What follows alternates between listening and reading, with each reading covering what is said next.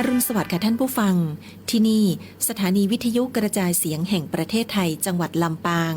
สถานีเพื่อบริการข้อมูลข่าวสารหน่วยงานภาครัฐและท้องถิ่นที่เชื่อถือได้ถูกต้องรวดเร็วพร้อมพัฒนาคุณภาพชีวิตประชาชนชาวลำปางให้ดีขึ้นอย่างยั่งยืนทำการส่งกระจายเสียงในระบบ FM ความถี่ 97 เมกะเฮิรตซ์จากอาคารห้องส่งเลขที่ 420 ถนนพหลโยธิน ตำบลหัวเวียง อำเภอเมือง จังหวัดลำปาง ตั้งแต่เวลา 5 นาฬิกาถึง 24 นาฬิกา เป็นประจำทุกวัน มีนางสาวเดือนอินตะเป็นผู้อำนวยการสถานี ช่างเทคนิคประกอบด้วย นายประสานทิมทอง นายแหลมเพชรนันตาแสง นายอิทธิพลปวงจันทร์ นายภูพิงพงศิริแสน และว่าที่ร้อยตรีอาทิตย์วรรณวารีสำหรับผู้ประกาศประกอบด้วยนางกาญจนาอินทานายบรรหารสุยะนางอัชราพรปวงจันทร์และนางสาวชุติการเหล่าชัยค่ะวิทยุแห่งประเทศไทยให้ความรู้คู่ความสุข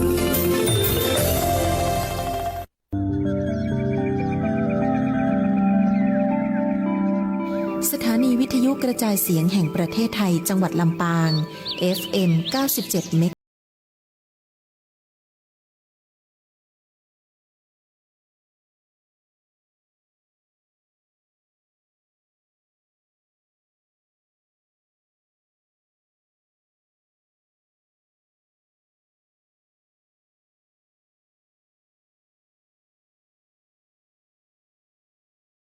ปานาติปาตาเวรมณี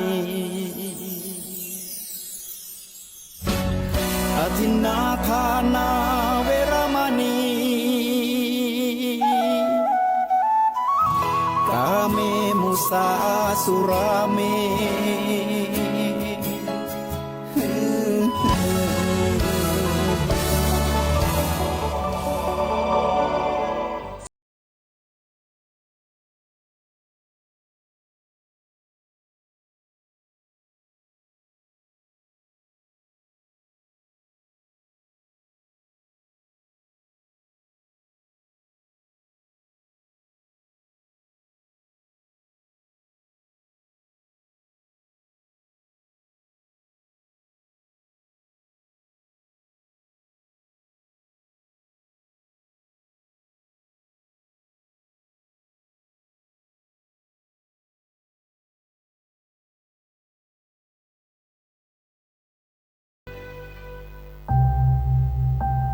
สถานีวิทยุกระจายเสียงแห่งประเทศไทย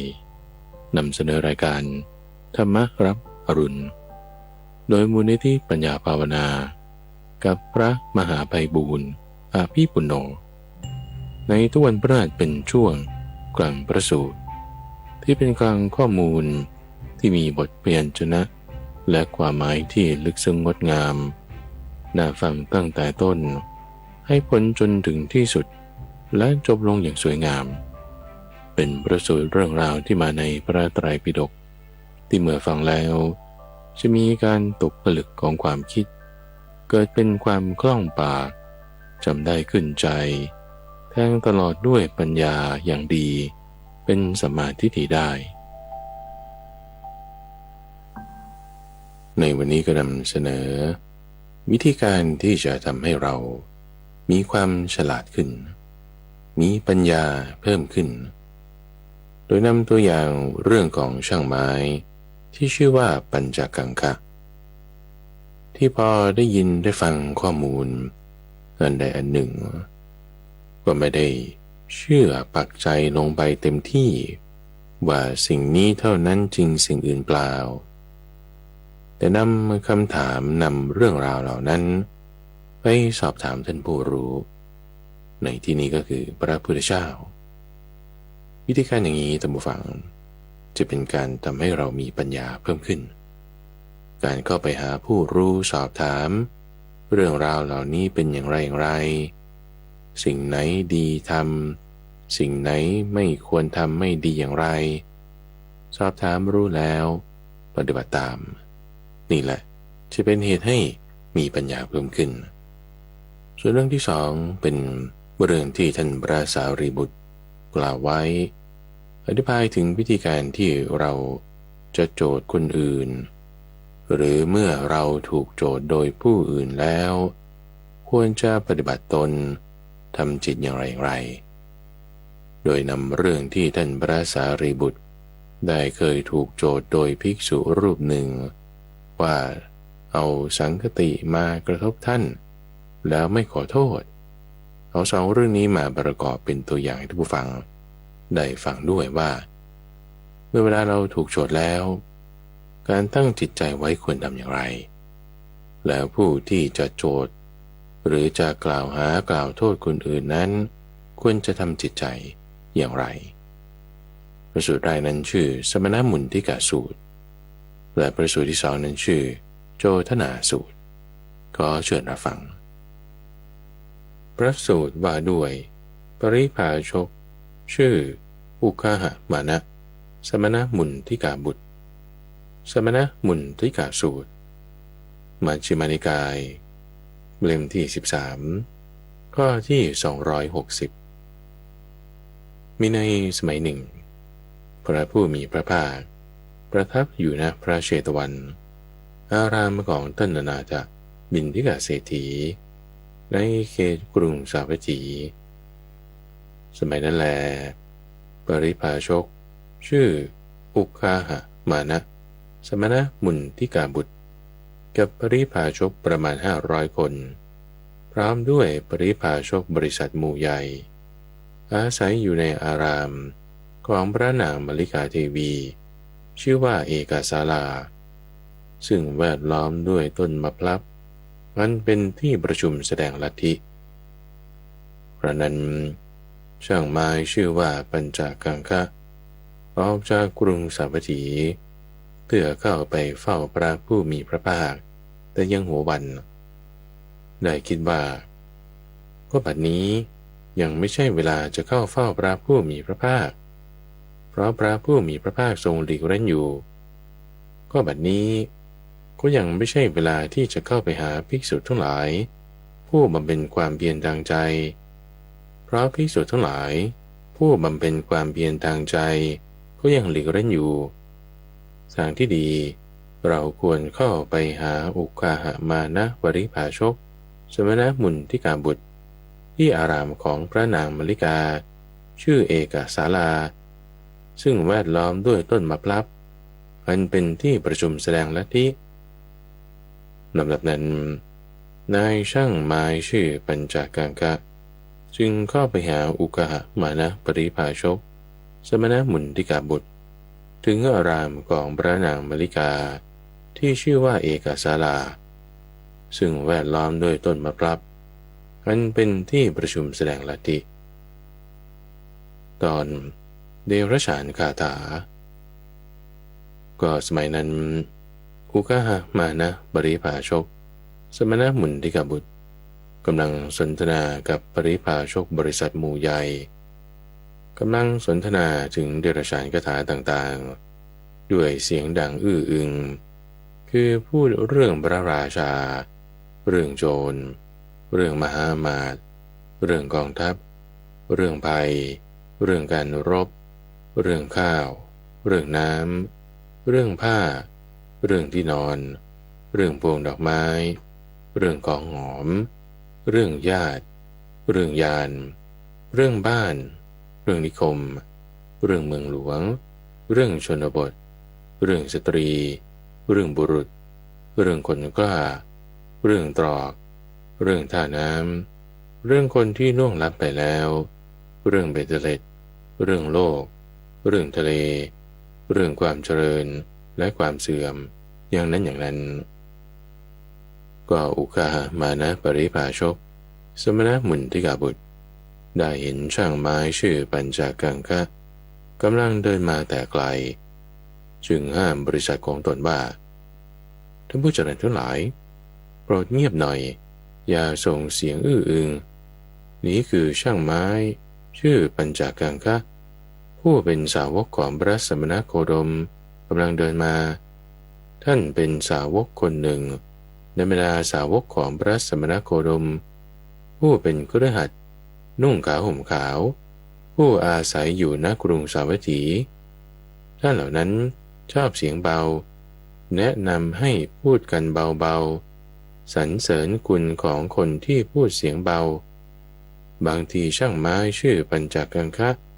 ทราบว่าบริษัทเสียงเบาท่านอาจจะเข้ามาหาเราก็ได้ลำดับนั้นปริภาชกเหล่านั้นก็ได้พากันนิ่งตอนวาทะของปริภาชกลำดับนั้นช่างไม้ชื่อปัญจกังคะได้เข้าไปหาอุกาหมานะปริภาชกสมณมุนดิกบุตรถึงที่อยู่แล้วได้สนทนาปราศัยพอเป็นที่ระลึกถึงกันก็นั่งณที่ควรข้างหนึ่งอุกาหมานะปริภาชกบุตรของสมณมุนดิกาได้กล่าวกับช่างไม้ปัญจกังคะว่าท่านช่างไม้เราบัญญัติบุคคลผู้ประกอบด้วยธรรมสี่ประการต่อไปนี้ว่าเป็นผู้มีกุศลเพียบพร้อมมีกุศลยอดเยี่ยมเป็นสมณะผู้บรรลุธรรมขั้นสูงที่ควรบรรลุ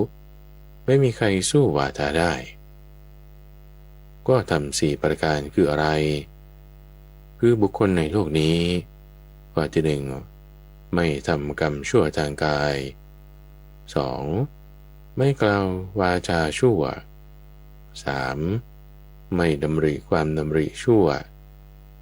4. ไม่ประกอบอาชีพที่ชั่วในช่างไม้เราบัญญัติบุรุษบุคคลผู้ประกอบด้วยธรรมสี่ประการนี้แล้วว่าเป็นผู้มีกุศลเพียบพร้อมมีกุศลยอดเยี่ยมเป็นสมณะผู้บรรลุธรรมชั้นสูงที่ควรบรรลุไม่มีใครสู้วาทาได้ก็ลำดับนั้นช่างไม้ชื่อปัญจกังคะไม่ยินดีไม่คัดค้านภาสิทธิ์ของอุกหามานะปริภาชกสมณมุนดิกบุตรได้ลุกจากอาสนะจากไปด้วยคิดว่าเราจะรู้ทั่วถึงเนื้อความแห่งภาสิทธินี้ในสำนักของพระผู้มีพระภาคเขาจึงได้เข้าไปเฝ้าพระผู้มีพระภาคถึงที่ประทับถวายอภิวาทแล้วนั่งหน้าที่สมควรได้กราบทูลเรื่องที่สนทนาปราศัยกับอุกหมานะปริภาชกสมณมุนดิกบุตรให้พระผู้มีพระภาคเจ้าฟังทั้งหมดเมื่อช่างไม้ได้กราบทูลอย่างนี้แล้วพระผู้มีพระภาคจึงได้ตรัสว่าในช่างไม้เมื่อเป็นอย่างนี้เด็กอ่อนที่ยังนอนหงายอยู่ก็จะเป็นผู้มีกุศลเพียบพร้อมมีกุศลนั้นยอดเยี่ยมเป็นสมณะผู้บรรลุธรรมชั้นสูงที่ควรบรรลุไม่มีใครสู้วาทาได้ก็แท้จริงเด็กอ่อนที่ยังนอนหงายอยู่แม้แต่กายก็ยังไม่รู้จักจะทำกรรมชั่วทางกายได้ที่ไหนนอกจากจะมีเพียงอาการนอนดิ้นรนเด็กอ่อนที่ยังนอนหงายอยู่แม้แต่วาจาก็ยังไม่รู้จักจะกล่าววาจาชั่วได้ที่ไหนนอกจากจะมีเพียงอาการร้องไห้เด็กอ่อนที่ยังนอนหงายอยู่แม้แต่ความดำริก็ยังไม่รู้จักจะดำริชั่วได้แต่ที่ไหนเล่านอกจากจะมีการส่งเสียงร้องก็เด็กอ่อนที่ยังนอนหงายอยู่แม้แต่การเลี้ยงชีพก็ยังไม่รู้จักจะเลี้ยงชีพชั่วได้แต่ที่ไหนเล่านอกจากการดื่มน้ำนมของมารดาในช่างไม้เมื่อเป็นอย่างนี้เด็กอ่อนที่ยังนอนหงายอยู่ก็จะเป็นผู้มีกุศลเพียบพร้อมมีกุศลยอดเยี่ยมเป็นสมณะผู้บรรลุธรรมชั้นสูงที่ควรบรรลุไม่มีใครสู้วาทาได้ตอนเสขภูมิในช่างไม้เราบัญญัติบุคคลผู้ประกอบด้วยธรรมสี่ประการนั้นว่ายังไม่ใช่ผู้มีกุศลเพียบพร้อมไม่ใช่ผู้มีกุศลยอดเยี่ยมมิใช่สมณะผู้บรรลุธรรมขั้นสูงที่ควรบรรลุไม่มีใครสู้วาทาได้แต่บุรุษบุคคลนี้ ยังดีกว่าเด็กอ่อนที่นอนหงายอยู่บ้างก็ทำ4ประการนั้นคืออะไรคือบุคคลในโลกนี้ไม่ทำความชั่วทางกายไม่กล่าววาจาชั่วไม่ดำริความดำริชั่วไม่ประกอบอาชีพชั่วเรากล่าวบุคคลผู้ประกอบด้วยธรรม4ประการนี้แหละว่ามิใช่ผู้มีกุศลเพียบพร้อมมิใช่ผู้มีกุศลยอดเยี่ยมมิใช่สมณะผู้บรรลุธรรมขั้นสูงที่ควรบรรลุไม่มีใครสู้วาทาได้แต่บุคคลนี้ยังดีกว่าเด็กอ่อนที่นอนหงายอยู่บ้างในช่างไม้แต่เราบัญญัติบุรุษบุคคลผู้ประกอบด้วยธรรม10ประการต่อไปนี้ว่ามีกุศลเพียบพร้อมมีกุศลยอดเยี่ยมเป็นสมณะผู้บรรลุธรรมขั้นสูงที่ควรบรรลุไม่มีใครสู้วาทาได้ก็เรากล่าวว่าข้อที่ศีลเหล่านี้เป็นอกุศลเป็นสิ่งที่บุคคลควรรู้เรากล่าวว่าข้อที่ศีลเป็นอกุศลมีสมุฏฐานมาจากจิตนี้เป็นสิ่งที่บุคคลควรรู้เรากล่าวว่าข้อที่ศีลเป็นอกุศลดับไปโดยไม่เหลือในที่นี้เป็นสิ่งที่บุคคลควรรู้เรากล่าวว่าข้อที่บุคคลผู้ปฏิบัติอย่างนี้ชื่อว่าเป็นผู้ปฏิบัติเพื่อความดับแห่งศีลที่เป็นอกุศลเป็นสิ่งที่บุคคลควรรู้ก็ในคำที่เรากล่าวว่าข้อที่ศีลเหล่านี้เป็นกุศลเป็นสิ่งที่บุคคลควรรู้เรากล่าวว่าข้อที่ศีลเป็นกุศลมีสมุฏฐานมาจากจิตนี้เป็นสิ่งที่บุคคลควรรู้เรากล่าวว่าข้อที่ศีลเป็นกุศลดับไปโดยไม่เหลือในที่นี้เป็นสิ่งที่บุคคลควรรู้เรากล่าวว่าข้อที่บุคคลผู้ปฏิบัติอย่างนี้ชื่อว่าเป็นผู้ปฏิบัติเพื่อความดับแห่งศีลที่เป็นกุศลเป็นสิ่งที่บุคคลควรรู้เรากล่าวว่าข้อที่ความดำริเหล่านี้เป็นอกุศลเป็นสิ่งที่บุคคลควรรู้เรากล่าวว่าข้อที่ความดำริเป็นอกุศลมีสมุฏฐานมาจากจิตนี้เป็นสิ่งที่บุคคลควรรู้กล่าวว่าข้อที่ความดำริที่เป็นอกุศลดับไปโดยไม่เหลือในที่นี้เป็นสิ่งที่บุคคลควรรู้และกล่าวว่าข้อที่บุคคลผู้ปฏิบัติอย่างนี้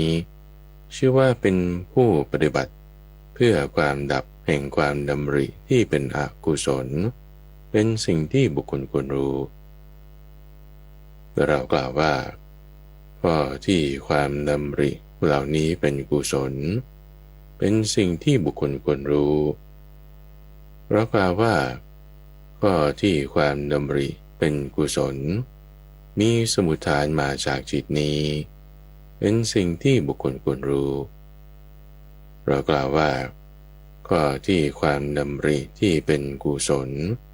ดับไปโดยไม่เหลือในที่นี้เป็นสิ่งที่บุคคลควรรู้และเรากล่าวว่าข้อที่บุคคลผู้ปฏิบัติอย่างนี้ชื่อว่าปฏิบัติ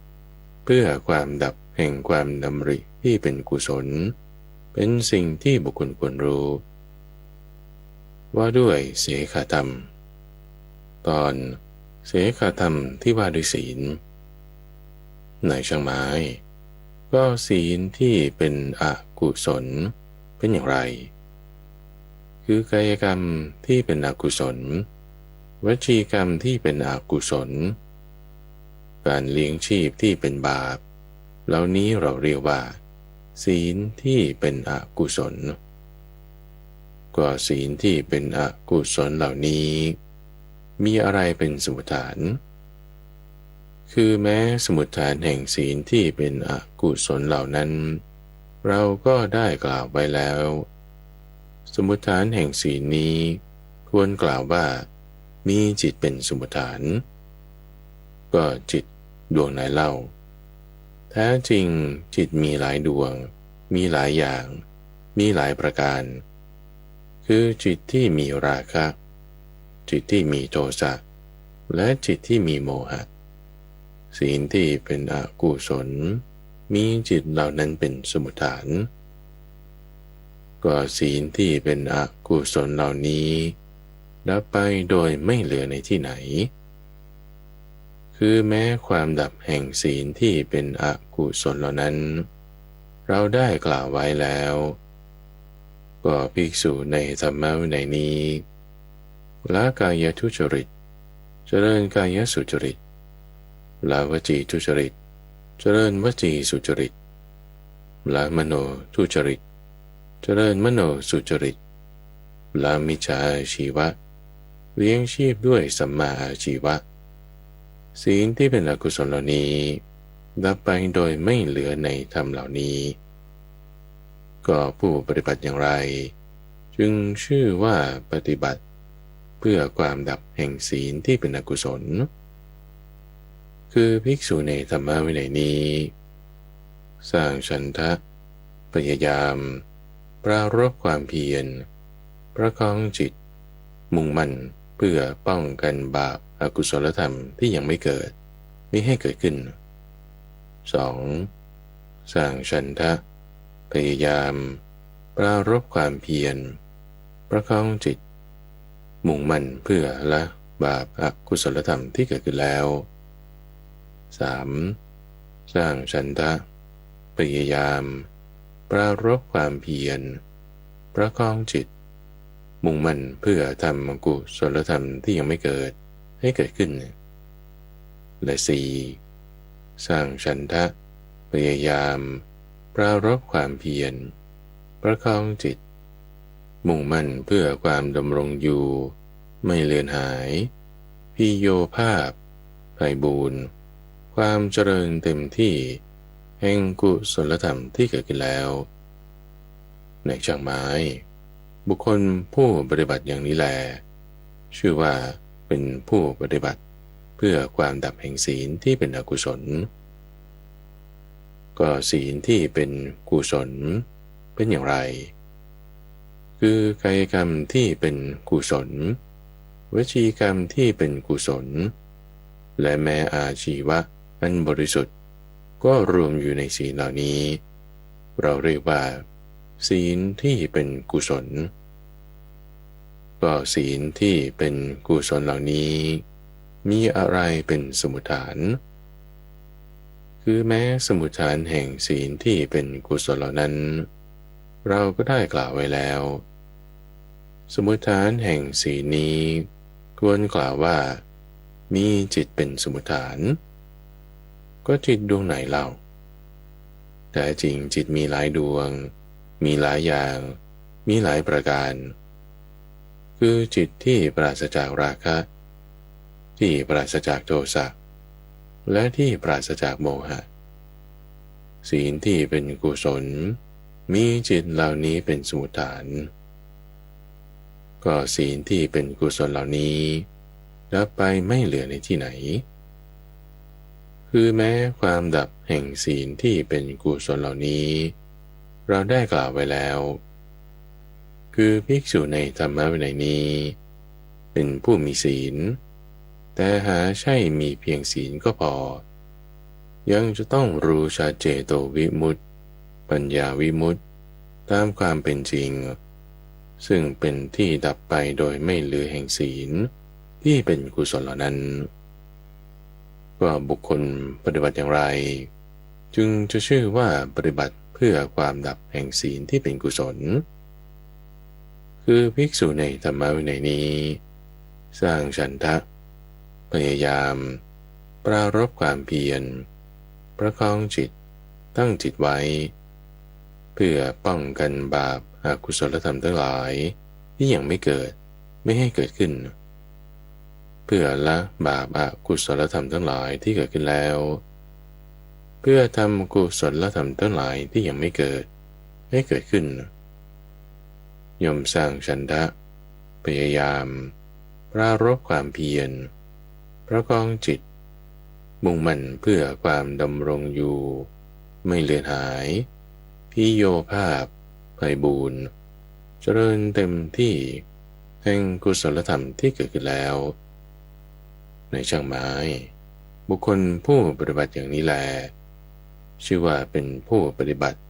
เพื่อความดับแห่งศีลที่เป็นกุศลตอนเสขาธรรมว่าด้วยความดำริในช่างไม้ก็ความดำริที่เป็นอกุศล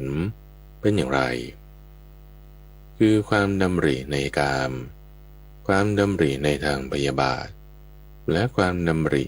ในทางเบียดเบียนเหล่านี้เราเรียกว่าความดำริที่เป็นอกุศลก็ความดำริที่เป็นอกุศลเหล่านี้มีอะไรเป็นสมุฏฐานคือแม้สมุฏฐานแห่งความดำริที่เป็นอกุศลเหล่านั้นเราก็ได้กล่าวไว้แล้วสมุฏฐานแห่งความดำรินี้ควรกล่าวว่ามีสัญญาเป็นสมุฏฐานก็สัญญาประเภทไหนเล่าแท้จริงแม้สัญญาก็มีมากมีหลายอย่างมีหลายประการคือสัญญาในกามสัญญาในพยาบาทและสัญญาในการเบียดเบียนความดำริที่เป็นอกุศลมีสัญญาเหล่านี้เป็นสมุฏฐานก็ความดำริที่เป็นอกุศลเหล่านี้ดับไปโดยไม่เหลือในที่ไหนคือแม้ความดับแห่งความดำริที่เป็นอกุศลนั้นเราก็ได้กล่าวไปแล้วคือภิกษุในธรรมวินัยนี้สงัดจากกามและอกุศลธรรมทั้งหลายบรรลุปฐมฌานมีวิตกวิจารมีปีติและสุขอันเกิดจากความวิเวกแล้วตั้งอยู่ในธรรมได้ซึ่งเป็นที่ดับไปโดยไม่เหลือแห่งความดำริที่เป็นอกุศลนั้นก็บุคคลผู้ปฏิบัติอย่างไรจึงจะชื่อว่าปฏิบัติเพื่อความดับแห่งความดำริที่เป็นอกุศลคือภิกษุในธรรมวินัยนี้สร้างฉันทะพยายามปรารภความเพียรประคองจิตตั้งจิตไว้เพื่อป้องกันบาปอกุศลธรรมที่ยังไม่เกิดมิให้เกิดขึ้นเพื่อละบาปอกุศลธรรมที่เกิดขึ้นแล้วเพื่อทำกุศลธรรมที่ยังไม่เกิดให้เกิดขึ้นและเพื่อความ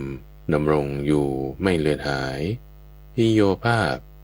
ไพบูรณ์เจริญเต็มที่แห่งกุศลธรรมทั้งหลายที่เกิดขึ้นแล้วในช่างไม้บุคคลผู้ปฏิบัติอย่างนี้แลชื่อว่าเป็นผู้ปฏิบัติเพื่อความดับแห่งความดำริที่เป็นอกุศลก็ความดำริที่เป็นกุศลเป็นอย่างไรคือความดำริในเนกขัมมะความดำริในความไม่พยาบาทความดำริในความไม่เบียดเบียนเหล่านี้เราเรียกว่าความดำริที่เป็นกุศลก็ความดำริที่เป็นกุศลนี้มีอะไรเป็นสมุฏฐาน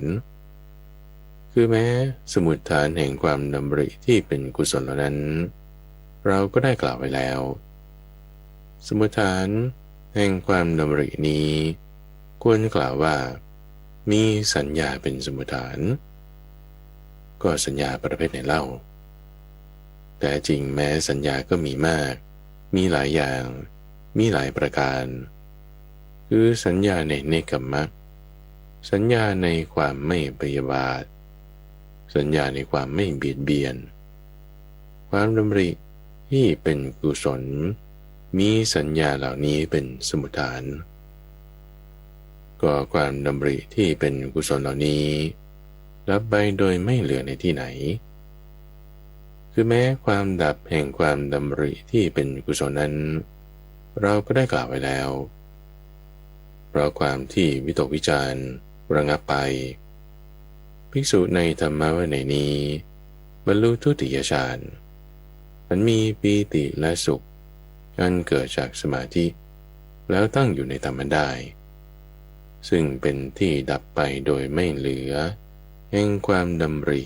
ที่เป็นกุศลเหล่านั้นว่าบุคคลผู้ปฏิบัติอย่างไรจึงจะชื่อว่าปฏิบัติเพื่อความดับแห่งความดำริที่เป็นกุศลคือภิกษุในธรรมวินัยนี้สร้างฉันทะ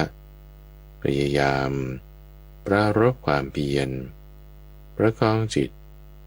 มุ่งมั่นเพื่อทำบาปอกุศลธรรมที่ยังไม่เกิดไม่ให้เกิดขึ้นเพื่อละบาปอกุศลธรรมที่เกิดขึ้นแล้ว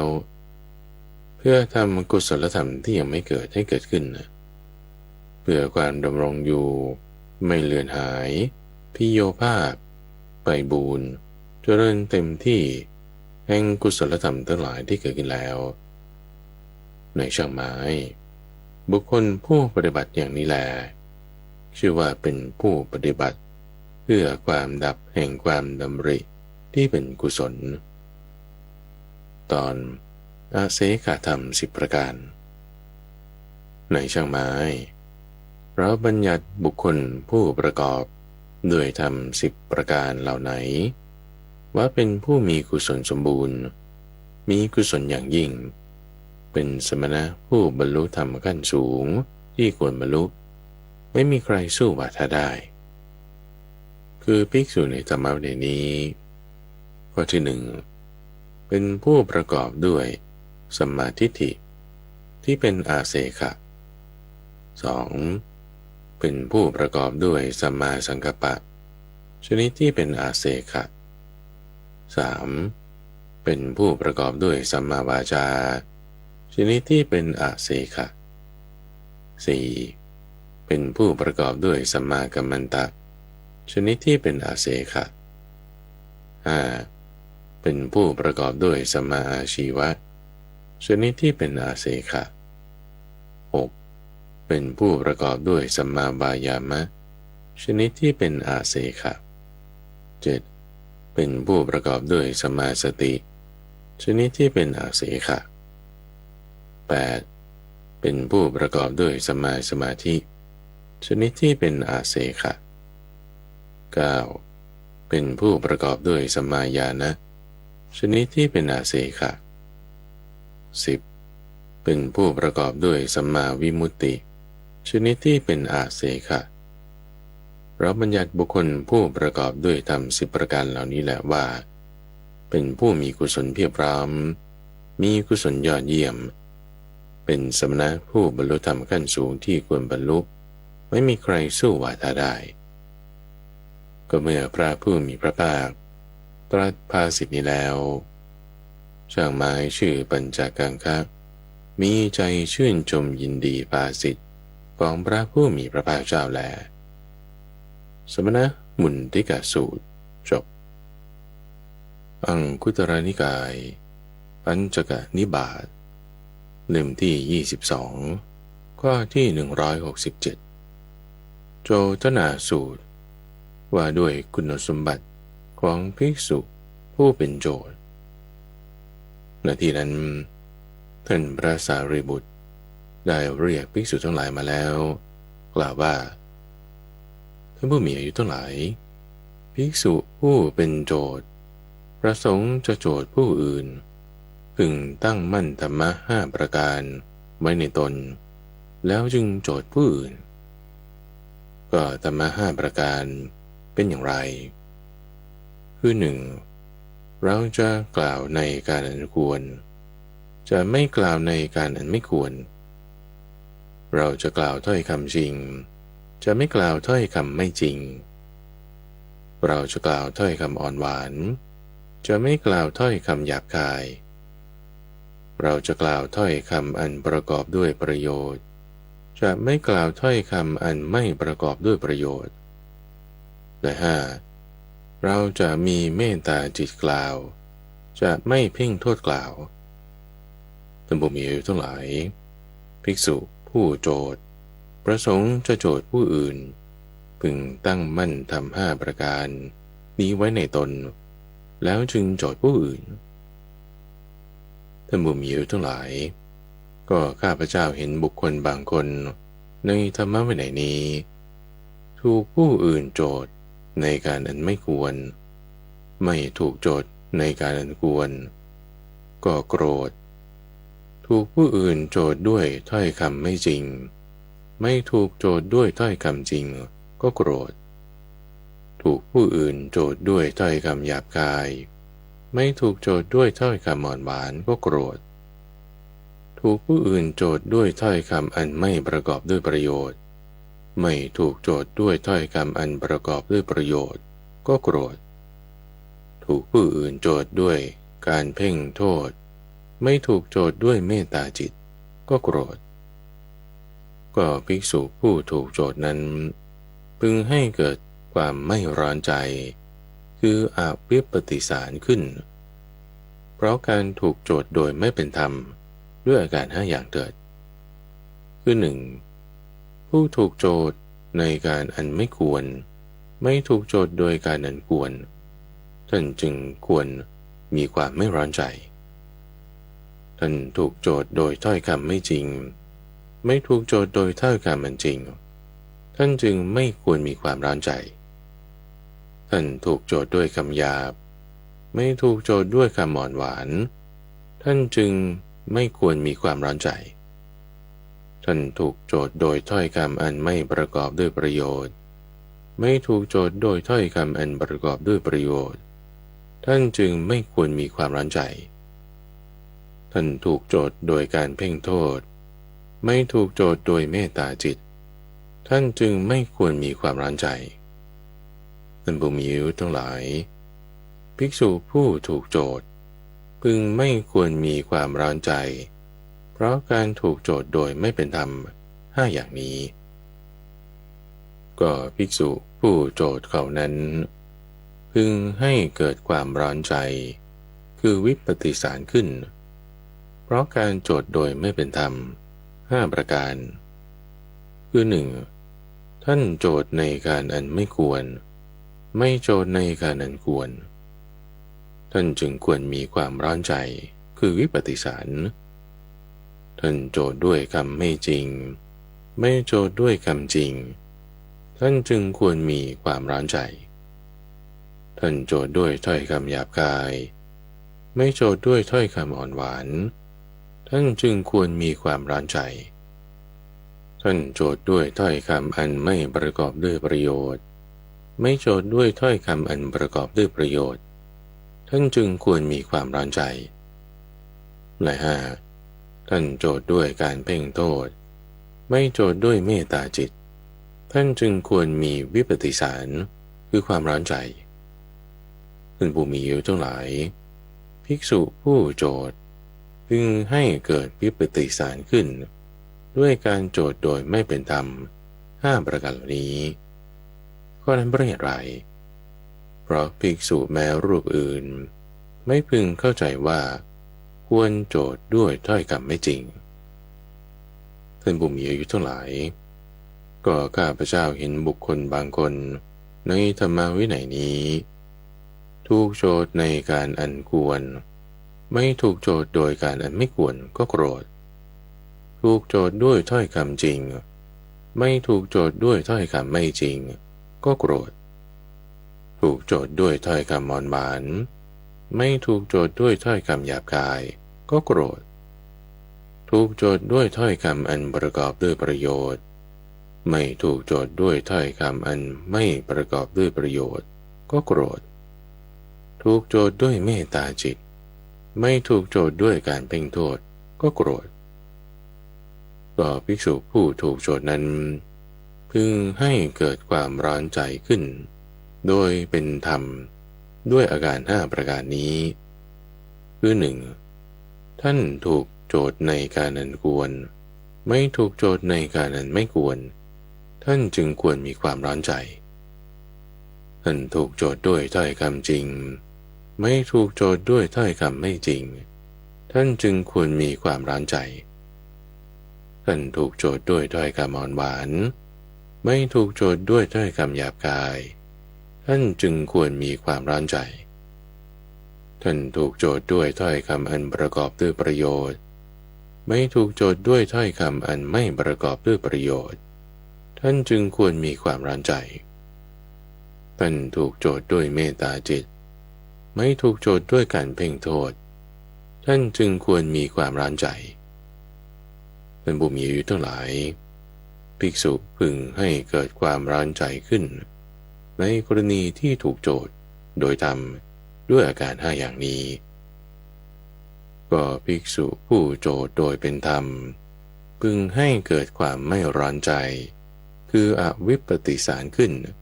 โดยอาการ5ประการเหล่านี้คือ 1. ท่านโจทย์ในการอันสมควรไม่โจทย์ในการอันไม่ควรท่านจึงไม่ควรมีความร้อนใจท่านโจทย์ด้วยถ้อยคำจริงไม่โจทย์ด้วยถ้อยคำไม่จริงท่านจึงไม่ควรมีความร้อนใจท่านโจทย์ด้วยถ้อยคำอ่อนหวานไม่โจทย์ด้วยถ้อยคำหยาบคายท่านจึงไม่ควรมีความร้อนใจท่านโจทย์ด้วยถ้อยคำประกอบด้วยประโยชน์ไม่โจทย์ด้วยถ้อยคำอันไม่ประกอบด้วยประโยชน์ท่านจึงควรมีความอวิปปิสารคือความไม่ร้อนใจท่านโจทย์ด้วยเมตตาจิตไม่โจทย์ด้วยการเพ่งโทษท่านจึงไม่ควรมีความร้อนใจท่านผู้มีอายุทั้งหลายภิกษุพึงให้ความไม่ร้อนใจเกิดขึ้นแก่ผู้โจทย์โดยธรรมด้วยอาการ5ประการนี้ข้อนั้นเพราะเหตุไรเพราะแม้ภิกษุรูปอื่นพึงเข้าใจว่าควรโจทย์ด้วยถ้อยคำจริงก็บุคคลผู้ถูกโจทย์พึงตั้งมั่นในธรรม2ประการคือความจริงและความไม่โกรธว่าถ้าผู้อื่นพึงโจทย์เราด้วยธรรม5ประการคือพึงโจทย์ในการอันควรหรือในการอันไม่ควร 2. พึงโจทย์ด้วยถ้อยคำจริงหรือด้วยถ้อยคำไม่จริง 3. พึงโจทย์ด้วยถ้อยคำอ่อนหวานหรือถ้อยคำหยาบคาย 4. พึงโจทย์ด้วยถ้อยคำอันประกอบด้วยประโยชน์หรืออันไม่ประกอบด้วยประโยชน์และ 5. พึงโจทย์ด้วยเมตตาจิตหรือเพ่งโทษโจทย์แม้เราก็จะตั้งอยู่ในธรรม2ประการคือความจริงและความไม่โกรธถ้าเราพึงทราบว่าธรรมะนั้นมีในเราก็จะพึงกล่าวว่ามีอยู่หรือว่าปรากฏในเราถ้าพึงทราบว่าธรรมะนั้นไม่มีในเราก็พึงกล่าวว่าไม่มีอยู่หรือไม่ปรากฏในเราก็ในที่นั้นพระผู้มีพระภาคจึงตรัสขึ้นว่าสารีบุตรเรื่องพึงเป็นอย่างนั้นแต่โมฆะบุรุษบางพวกในธรรมวินัยนี้เมื่อเรากล่าวสอนพร่ำสอนย่อมไม่รับคำสั่งสอนด้วยความเคารพท่านพระสารีบุตรจึงได้กราบทูลขึ้นว่าข้าแต่พระองค์ผู้เจริญบุคคลเหล่าใดไม่มีศรัทธาต้องเลี้ยงชีวิตมิใช่มีศรัทธาออกจากเรือนบวชเป็นบรรพชิตแต่เป็นผู้โอ้อวดมีมารยาเกเรฟุ้งซ่านถือตัวโลเลปากกล้าพูดพร่ำเรื่อไม่คุ้มครองทวารในอินทรีย์ทั้งหลายไม่รู้ประมาณในการบริโภคไม่ประกอบความเพียรอันเป็นเครื่องตื่นอยู่ไม่มุ่งหวังความเป็นสมณะไม่มีความเคารพอย่างแรงกล้าในสิกขาเป็นผู้มักมากเป็นผู้ประพฤติย่อหย่อนเป็นผู้นำในทางสามทอดทุระในการหลีกเร้นเป็นคนเกียจคร้านมีความเพียรต่ำหลงลืมสติไม่มีสัมปชัญญะมีจิตไม่ตั้งมั่นมีจิตกวัดแกว่งมีปัญญาสาม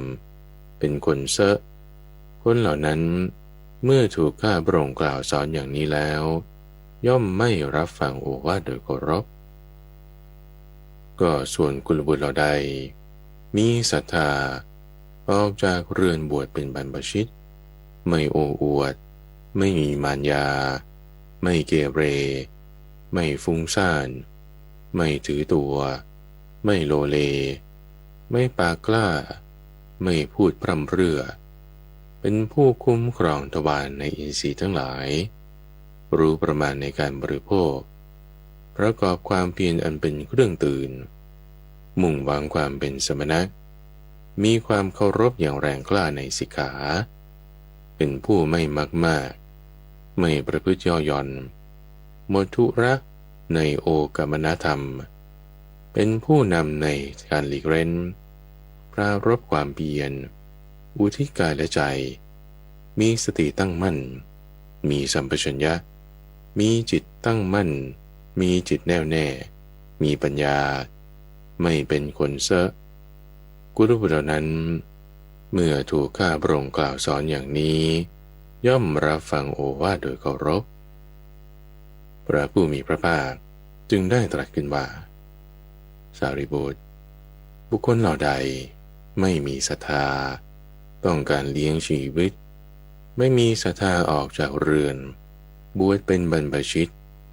แล้วเป็นผู้โอ้อวดมีมารยาเกเรฟุ้งซ่านถือตัวโลเลปากกล้าพูดพร่ำเพรื่อไม่คุ้มครองทวารในอินทรีย์ทั้งหลายไม่รู้ประมาณในการบริโภคไม่ประกอบความเพียรอันเป็นเครื่องเตือนอยู่ไม่มุ่งหวังความเป็นสมณะไม่มีความเคารพยำเกรงอย่างแรงกล้าในสิกขาเป็นผู้มากเป็นผู้ประพฤติย่อหย่อนเป็นผู้นำในทางสามทอดทุระในการหลีกเร้นเกียจคร้านมีความเพียรต่ำหลงลืมสติไม่มีสัมปชัญญะมีจิตตั้งมั่นมีจิตกวัดแกว่งมีปัญญาสามเป็นคนซะบุคคลเหล่านั้นจงยกไว้สารีบุตรส่วนกุลบุตรเหล่าใดมีศรัทธาออกจากเรือน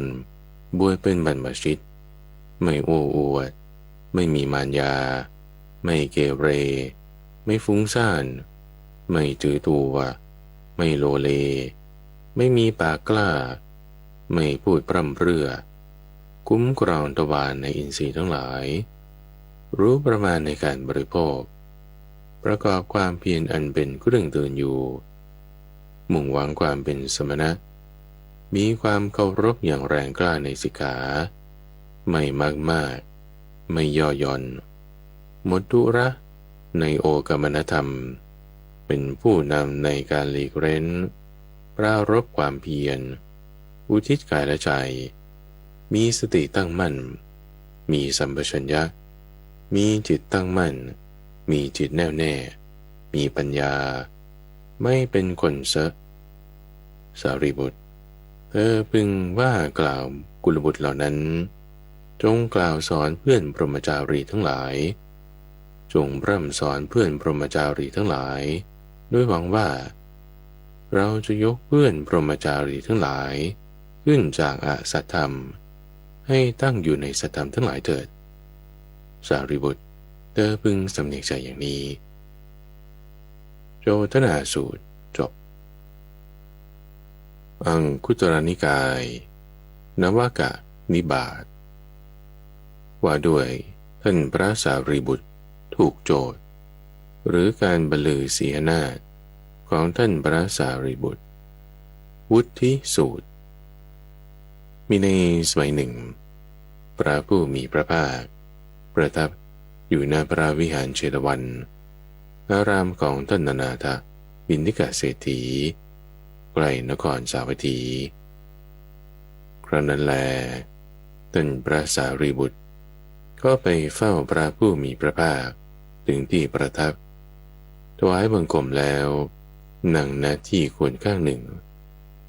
เราจึงได้กราบทูลกับพระผู้มีพระภาคว่าข้าแต่พระองค์ผู้เจริญข้าพระองค์จำพรรษาอยู่ในพระนครสาวัตถีแล้วข้าพระองค์จะปรารถนาหลีกจาริกไปในชนบทสารีบุตรเธอจงสำคัญการอันควรในบัดนี้เถิด ลำดับนั้นท่านพระสารีบุตรจึงลุกจากอาสนะถวายบังคมพระผู้มีพระภาคกระทำประทักษิณแล้วหลีกไปครั้นนั้นแลเมื่อท่านพระสารีบุตรจากไปแล้วไม่นานภิกษุรูปหนึ่งได้กราบทูลกับพระผู้มีพระภาค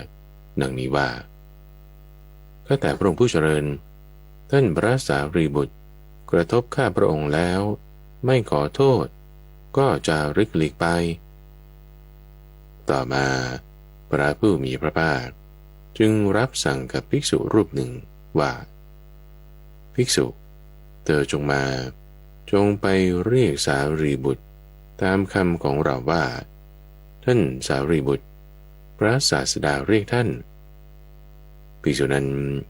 ได้ทูลสนองรับพระดำรัสแล้วเข้าไปหาท่านพระสารีบุตรถึงที่อยู่และได้กล่าวขึ้นว่าท่านสารีบุตรพระศาสดารับสั่งเรียกท่านพระสารีบุตรจึงได้รับคำเดินทางกลับมาก็สมัยนั้นท่านพระมหาโมคคัลลานะและท่านพระอานนท์ได้ถือกุญแจเที่ยวประกาศไปในวิหารว่าออกไปเถิดท่านผู้มีอายุทั้งหลายออกไปเถิดท่านผู้มีอายุทั้งหลายบัดนี้ท่านพระสารีบุตรจะบรรลือเสียนาฏต่อพระพักตร์พระผู้มีพระภาคครั้นท่านพระสารีบุตรเข้าไปเฝ้าพระผู้มีพระภาคถึงที่ประทับถวายอภิวาทแล้วนั่งณที่ควรข้างหนึ่งพระผู้มีพระภาคจึงได้ตรัสกับท่านพระสารีบุตรว่าสารีบุตรก็เพื่อนประพฤติพรหมจรรย์รูปหนึ่งในธรรมวินัยนี้กล่าวหาเธอว่าข้าแต่พระองค์ผู้เจริญท่านพระสารีบุตรกระทบข้าพระองค์แล้วไม่ขอโทษจาริกหลีกไปท่านพระสารีบุตรจึงได้กราบทูลอย่างนี้ว่าข้าแต่พระองค์ผู้เจริญภิกษุใดไม่ตั้งมั่นกายคตาสติไว้ในกายภิกษุนั้นกระทบเพื่อนประพฤติพรหมจรรย์รูปใดรูปหนึ่งในธรรมวินัยนี้แล้วไม่ขอโทษก็พึงจาริกหลีกไปข้าแต่พระองค์ผู้เจริญเปรียบเหมือนชนทั้งหลายย่อมทิ้งเอาของสะอาดบ้างไม่สะอาดบ้างทิ้งคูดบ้างมูดบ้างน้ำลายบ้างน้ำหนองบ้างเลือดบ้างลงบนแผ่นดินแต่แผ่นดินก็ไม่อึดอัดระอารังเกียจด้วยสิ่งนั้นแม้ฉันใดข้าพระองค์ก็มีใจเสมอด้วยแผ่นดินข้าแต่พระองค์ผู้เจริญก็ลมย่อมพัดของสะอาดบ้างพัดของไม่สะอาดบ้างพัดมูดบ้างคูดบ้างน้ำลายบ้างน้ำหนองบ้างหรือเลือดบ้างแต่ลมนั้นก็ไม่อึดอัดระอารังเกียจด้วยสิ่งนั้นแม้ฉันใดข้าพระองค์ก็ฉันนั้นเหมือนกันมีใจเสมอด้วยลมเป็นจิตไพบูลย์ใหญ่หลวงไม่มีเวรไม่มีประมาณไม่มีความเบียดเบียนอยู่ก็แต่พระองค์ผู้เจริญก็ภิกษุใดไม่ตั้งมั่นกายคตาสติไว้ในกายภิกษุนั้นกระทบเพื่อนประพฤติพรหมจรรย์รูปใดรูปหนึ่งในธรรมะไหนนี้แล้วไม่ขอโทษพึงจาริกหลีกไปก็แต่พระองค์ผู้เจริญก็ผ้าเช็ดธุลีย่อมเช็ดของสะอาดบ้างเช็ดของไม่สะอาดบ้างเช็ดคูดบ้างเช็ดมูดบ้างเช็ดน้ำลายบ้างเช็ดน้ำหนองบ้างเช็ดเลือดบ้างแต่ผ้าเช็ดธุลีก็ไม่อึดอัดระอารังเกียจด้วยสิ่งนั้นแม้ฉันใดข้าพระองค์ก็ฉันนั้นเหมือนกันมีใจเสมอด้วยผ้าเช็ดธุลีเป็นจิตอันไพบูลย์ใหญ่หลวงไม่มีเวรไม่มีประมาณไม่มีความเบียดเบียนอยู่ก็ภิกษุใดไม่ตั้งมั่นกายคตาสติ ไว้ในกายภิกษุนั้นกระทบเพื่อนผู้ประพฤติพรหมจรรย์รูปใดรูปหนึ่งในธรรมวินัยนี้แล้วไม่ขอโทษพึงจาริกหลีกไปข้าแต่พระองค์ผู้เจริญก็เด็กจันทานผู้ชายหรือเด็กจันทานผู้หญิงหิ้วตะกร้า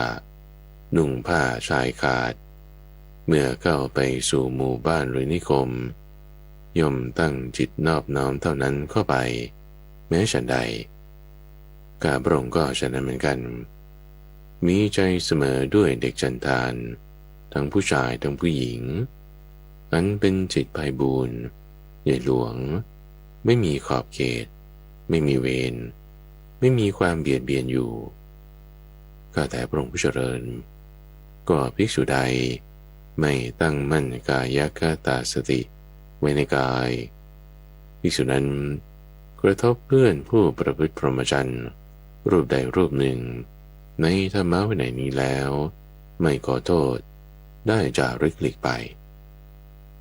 ข้าแต่พระองค์ผู้เจริญโก้เขาหักสงบเสงี่ยมได้รับการฝึกมาดีได้รับคำแนะนำมาดีให้สำเนียกดีเดินไปตามถนนหนทางตามแยกน้อยใหญ่ไม่ดีดหรือไม่ขวิดใครๆแม้ฉันใดข้าพระองค์ก็ฉะนั้นเหมือนกันมีใจเสมอด้วยโกเขาหักอันเป็นจิตไพบูลย์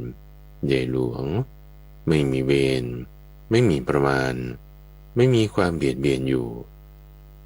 ก็ภิกษุใดไม่ตั้งมั่นกายคตาสติไว้ในกายภิกษุนั้นเมื่อกระทบเพื่อนประพฤติพรหมจรรย์รูปใดรูปหนึ่งในธรรมวินัยนี้แล้ว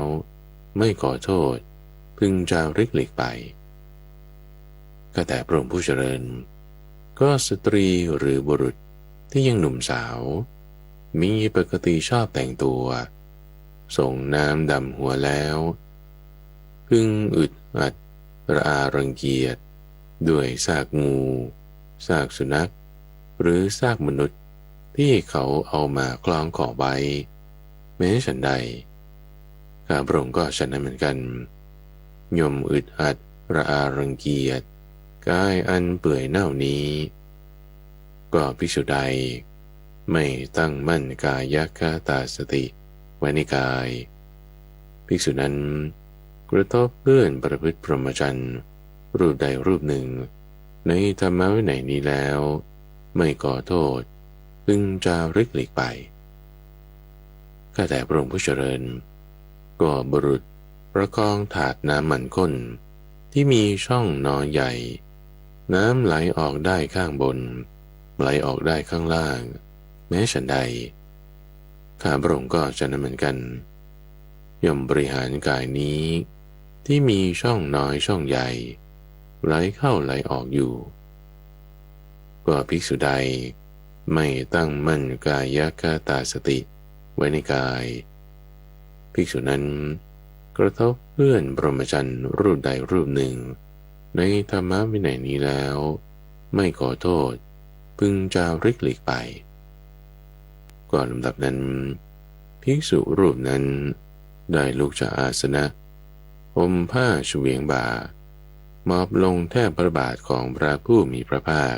ด้วยเสียงกล่าวแล้วราบทูลดังนี้ว่าข้าแต่พระองค์ผู้เจริญโทษได้มาถึงข้าพระองค์ผู้เป็นคนพาลเป็นคนหลงเป็นคนไม่ฉลาดที่ได้กล่าวตู่ท่านพระสารีบุตรด้วยคำที่ไม่มีอยู่เปล่าประโยชน์เป็นเรื่องเท็จไม่เป็นจริงขอพระผู้มีพระภาคโปรดอดโทษแก่ข้าพระองค์เพื่อความสำรวมต่อไปเถิดพระผู้มีพระภาคจึงได้ตรัสว่าก็โทษได้มาถึงเธอผู้เป็นคนพาลเป็นคนหลงเป็นคนไม่ฉลาดที่เธอได้กล่าวตู่สารีบุตรด้วยคำที่ไม่มีอยู่เปล่าประโยชน์เป็นเรื่องเท็จไม่เป็นจริงแต่เพราะเธอเห็นโทษโดยความเป็นโทษแล้วทำคืนตามธรรมเราย่อมอดโทษนั้นแก่เธอ ก็ที่ภิกษุเห็นโทษโดยความเป็นโทษแล้วทำคืนตามธรรมถึงความสำรวมต่อไปนี้เป็นความเจริญในอริยวินัยนี้พระผู้มีพระภาคจึงได้ตรัสกับท่านพระสารีบุตรดังนี้ว่าสารีบุตรเธอจงอดโทษให้แก่โมฆะบุรุษนี้เถิดก่อนที่ศีรษะของเขาจะแตกเป็น7เสียงเพราะโทษนั่นเองท่านพระสารีบุตรจึงได้กราบทูลว่าข้าแต่พระองค์ผู้เจริญข้าพระองค์จะอดโทษแก่ท่านรูปนั้นก็ถ้าท่านรูปนั้นได้กล่าวกับข้าพระองค์อย่างนี้ว่าก็ท่านผู้มีอายุจงอดโทษแก่ข้าพเจ้าด้วยเถิดวุฒิสูตรจบในรายการธรรมารับอรุณช่วงกลางประสูตรนำเสนอโดยมูลนิธิปัญญาภาวนาดำเนินรายการโดยพระมหาไพบูลย์อภิปุณโญท่านสามารถติดตามรับฟังช่วงของกลางประสูตรได้ในทุกวันพฤหัสตั้งแต่เวลา 5:00 ถึง 6:00 น.ทางสถานีวิทยุกระจายเสียงแห่งประเทศไทยหรือว่าในเครือข่ายของกรมประชาสัมพันธ์ตามช่วงเวลาต่างๆหรือรับฟังย้อนหลังได้ในระบบพอดแคสต์หรือที่เว็บไซต์ปัญญา .org panya.org แล้วพบกันใหม่ในวันพรุ่งนี้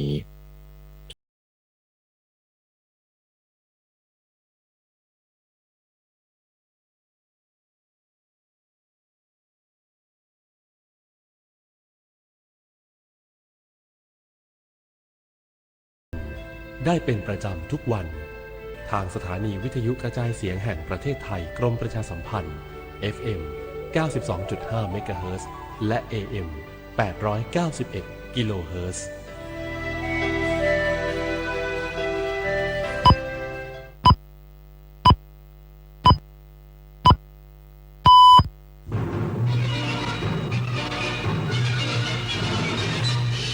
สถานีวิทยุกระจายเสียงแห่งประเทศไทยและเครือข่ายทั่วประเทศเสนอข่าวต้นชั่วโมง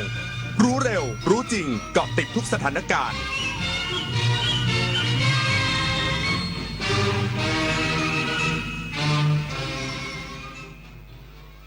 รับฟังข่าวต้นชั่วโมง 6 นาฬิกากับอรัญญาชมชื่นรัฐบาลเตรียมจัดงานมหาสงกรานต์อย่างยิ่งใหญ่ 5 ภูมิภาคตลอดเดือนเมษายนนี้อีกสักครู่กลับมาติดตามรายละเอียดค่ะ ขอเชิญพุทธศาสนิกชนและผู้มีจิตศรัทธานมัสการพระสมเด็จองค์ปฐมพระพุทธเมตตาณวัดเทพประธานอธิพรอำเภอสอยดาวจังหวัดจันทบุรีพระพุทธรูปนินรัตนองค์แรกและองค์เดียวในโลกสร้างขึ้นเพื่อถวายเป็นพุทธบูชาและเป็นพระราชกุศลแด่ในหลวงรัชกาลที่ 9เนื่องในโอกาสพระราชพิธีมหามงคลเฉลิมพระชนมพรรษา7 รอบ 5 ธันวาคม 2554ร่วมเป็นส่วนหนึ่งในการสืบสานศิลปะพุทธศาสนาแห่งภาคตะวันออกสักการะได้แล้ววันนี้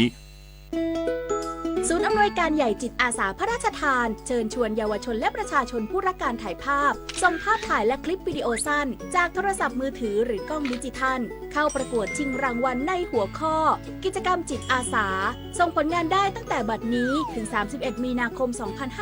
2568สอบถามรายละเอียดได้ที่ 021634639 ร่วมถ่ายทอดเรื่องราวจิตอาสาผ่านเลนส์สร้างแรงบันดาลใจให้สังคมจากน้ำพระราชหฤทัยของพระบาทสมเด็จพระเจ้าอยู่หัวที่มีพระบรมราโชบายในการพัฒนาฟื้นฟูคลองต่างๆทำให้คลองแม่ข่าจังหวัดเชียงใหม่เปลี่ยนจากคลองที่มีสภาพเสื่อมโทรมเต็มไปด้วยขยะและน้ำเน่าเสียสู่การเป็นแม่ข่าโมเดลคลองสวยน้ำใสไหลดีชุมชนมีสุขต้นแบบโครงการจัดการคูคลองในแหล่งชุมชนเพื่อสภาพแวดล้อมที่ดีและพัฒนาคุณภาพชีวิตของประชาชนอย่างยั่งยืนมันอยู่เบื้องหลังคอยชี้นำคอนเทนต์ในโลกออนไลน์น่ากลัวมากมันคืออัลกอริทึมที่คอยคัดเลือกเนื้อหาที่เราชอบให้มาปรากฏซ้ำๆน่ากลัวก็เพราะว่าหากไม่รู้เท่าทันเราจะรับข้อมูลด้านเดียวและมีอคติรู้ทันอัลกอริทึมอย่าให้อารมณ์ร่วมที่มีในเนื้อหามาบดบังสติปัญญาอัลกอริทึมจะไม่มีทางเก่งไปกว่าเรา รัฐบาลเตรียมพร้อมจัดงานมหาสงกรานต์อย่างยิ่งใหญ่5ภูมิภาคตลอดเดือนเมษายนนี้ตั้งเป้าดึงดูดการท่องเที่ยวกระตุ้นเศรษฐกิจทั่วไทยพร้อมยกระดับสู่เวิลด์อีเวนต์เป็นหมุดหมายนักท่องเที่ยวทั่วโลกนางสาวสุดาวันหวังสุภกิจโกศลรัฐมนตรีว่าการกระทรวงวัฒนธรรมกล่าวว่านางสาวแพทองธารชินวัตรนายกรัฐมนตรีได้เรียกหน่วยงานที่เกี่ยวข้องมาหารือถึงการเตรียมความพร้อมจัดงานมหาสงกรานต์ในช่วงเดือนเมษายนซึ่งรัฐบาลโดยกระทรวงวัฒนธรรมกระทรวงการท่องเที่ยวและกีฬาการท่องเที่ยวแห่งประเทศไทยและคณะกรรมการพัฒนาซอฟต์พาวเวอร์แห่งชาติหรือทักก้าบูรณาการทำงานอย่างยิ่งใหญ่โดยจะทยอยให้มีการจัดงานสงกรานต์ตลอดเดือนเมษายนพร้อมขอความร่วมมือหน่วยงานภาครัฐและเอกชนจัดขึ้นทั้ง5ภูมิภาคทั่วประเทศเพื่อให้นักท่องเที่ยวทั่วโลกได้รับประสบการณ์การจัดงานสงกรานต์ที่มีอัตลักษณ์ของแต่ละภูมิภาคซึ่งได้รับการประกาศขึ้นทะเบียนในบัญชีรายการตัวแทนมรดกวัฒนธรรมที่จับต้องไม่ได้ของมนุษยชาติจากยูเนสโกโดยส่วนกลางจะมีการจัดงานอย่างยิ่งใหญ่บริเวณท้องสนามหลวงและอยู่ระหว่างการเตรียมแผนและจัดรูปแบบงานเฉลิมฉลองเย็นทั่วล่ามหาสงกรานต์ตั้งเป้าดึงดูดการท่องเที่ยวกระตุ้นเศรษฐกิจทั่วไทยพร้อมยกระดับสู่เวิลด์อีเวนต์เป็นจุดหมายนักท่องเที่ยวทั่วโลกสำหรับการเตรียมงานของกระทรวงวัฒนธรรมได้มอบหมายให้กรมส่งเสริมวัฒนธรรมจัดงานภายใต้แนวคิดสงกรานต์บ้านฉันสีสันแบบไทยสุขไกลทั่วโลกเพื่อส่งเสริมประเพณีไทยนำเสนอความงดงามของวัฒนธรรมไทยและต้อนรับนักท่องเที่ยวจากทั่วทุกมุมโลกมาร่วมสัมผัสประสบการณ์สงกรานต์และเฉลิมฉลองเทศกาลอย่างยิ่งใหญ่ในพื้นที่17จังหวัดและ4จุดในกรุงเทพมหานครมาริชโยรายงานเทศบาลนครภูเก็ตต่อยอดเศรษฐกิจฐานรากจัดงานเทศกาลอาหารอร่อยนครภูเก็ตเป็นครั้งที่27คาดเงินสะพัดในพื้นที่ไม่ต่ำกว่า10ล้านบาทนายประสิทธิ์สินสวภาครองนายกเทศมนตรีนครภูเก็ตกล่าวว่าเทศบาลนครภูเก็ตร่วมกับชมรมผู้ประกอบการค้าอาหารเทศบาลนครภูเก็ตจัดงานเทศกาลอาหารอร่อยนครภูเก็ตโดยในปีนี้เป็นครั้งที่27เพื่อกระตุ้นเศรษฐกิจฐานรากและเป็นการส่งเสริมการท่องเที่ยวในเขตเมืองเพิ่มตัวเลือกพื้นที่การท่องเที่ยวก่อให้เกิดการสร้างงานสร้างรายได้สร้างคุณภาพชีวิตที่ดีให้กับประชาชนอย่างยั่งยืนโดยกำหนดจัดงานในระหว่างวันที่15ถึง23มีนาคมนี้ณบริเวณเวทีกลางสะพานหินซึ่งคาดว่าจะมีเงินสะพัดภายในงานไม่ต่ำกว่า10ล้านบาททั้งนี้มีการออกร้านจำหน่ายสินค้ามากกว่า300ร้านค้าทั้งร้านค้าอาหารของสมาชิกชมรมสินค้าวิสาหกิจชุมชนสินค้าเกษตรผลิตภัณฑ์จากกลุ่มผู้ผลิตสินค้าชุมชนและสินค้า SME พร้อมกับเปิดเวทีการแสดงให้กับนักเรียนในสังกัดเทศบาลนครภูเก็ตเป็นพื้นที่ฝึกประสบการณ์และเพิ่มทักษะการแสดงออกต่อสาธารณะและมีการแสดงของศิลปินมากมายนวพันธ์พรายพันธ์สวทภูเก็ตรายงานจังหวัดพังงาเชิญชวนประชาชนให้ข้อมูลกับคุณมาดีในการเก็บข้อมูลสัมมโนประชากรและเคหะ 2568ก้าวสู่ยุคดิจิทัลนางสาวประภัยพุกงามสถิติจังหวัดพังงากล่าวว่าสัมมโนประชากรและเคหะเป็นการจัดเก็บข้อมูลประชากรทุกคนตามที่อยู่จริงโดยไม่คำนึงว่ามีชื่ออยู่ในทะเบียนบ้านหรือไม่ซึ่งข้อมูลที่ได้นำไปประมวลผลและนำเสนอเป็นภาพรวมเพื่อใช้ประกอบการกำหนดนโยบายและวางแผนในการพัฒนาด้านประชากรสังคมเศรษฐกิจและสิ่งแวดล้อมทั้งในระดับประเทศภูมิภาคและท้องถิ่นได้อย่างถูกต้องรวมถึงใช้เป็นข้อมูลสำหรับการจัดเตรียมสาธารณูปโภคและบริการขั้นพื้นฐานต่างๆให้แก่ประชาชนแต่ละกลุ่มวัยได้อย่างมีประสิทธิภาพและเหมาะสมสำหรับแต่ละพื้นที่จัดขึ้นทุก10ปีซึ่งในปี 2568มุ่งเน้นการใช้เทคโนโลยีดิจิทัลในการเก็บข้อมูลเพื่อความรวดเร็วแม่นยำและลดภาระประชาชนโดยจะมีเจ้าหน้าที่เก็บข้อมูลจากสำนักงานสถิติหรือคุณมาดีลงพื้นที่พบประชาชนถึงบ้านตั้งแต่วันที่1เมษายน 2568เป็นต้นไปทางสำนักงานสถิติจังหวัดพังงาจึงขอเชิญชวนประชาชนทุกครัวเรือนให้ความร่วมมือในการให้ข้อมูลอย่างครบถ้วนถูกต้องและเป็นจริงซึ่งข้อมูลที่เก็บรวบรวมจะถือเป็นความลับอย่างเคร่งครัดและไม่เปิดเผยแก่บุคคลอื่นจันทราสุขนุชสวทตะกั่วป่ารายงานจบข่าวอรัญญาชมชื่นอ่านรับฟังข่าวครั้งต่อไปเวลา 7:00 น.ค่ะติดตามข่าวที่นำเสนอไปแล้วได้ที่ www.thainews.prd.go.th